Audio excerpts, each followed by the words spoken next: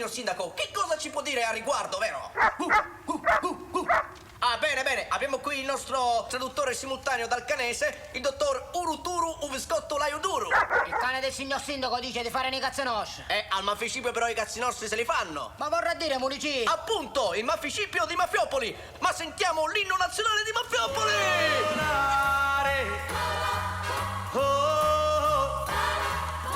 Ed ora parlerà il signor sindaco.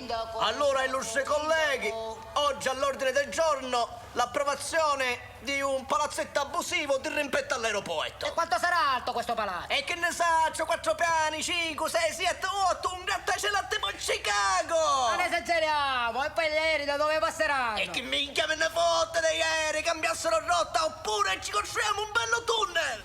Poi Luigi, Cugino. ciao. Tano ti vorrebbe offrire un caffè? Ma dove, qua? No, a casa sua, subito.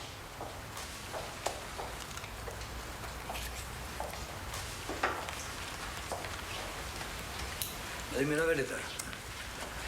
È successo qualche cosa? No.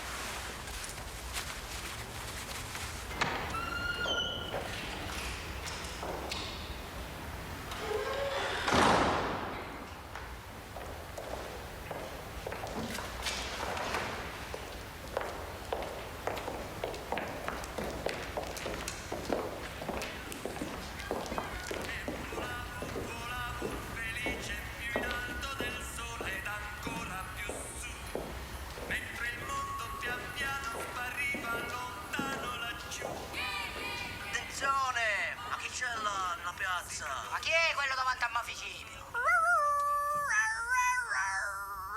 Il grande capo Tano seduto, grande capo di Mafiopoli. Au! Ma pure lui c'è sopra c'è. Si capisce, un porto turistico, un villaggio con i bungalow e poi soprattutto squau! Wow. Femmine, puttanelle, tappenare, polle, anzichiere Dai, polle. Polle, poi soprattutto... Che c'è, Peppi? No, dico... Ma che sei raffreddato? No, lo dico...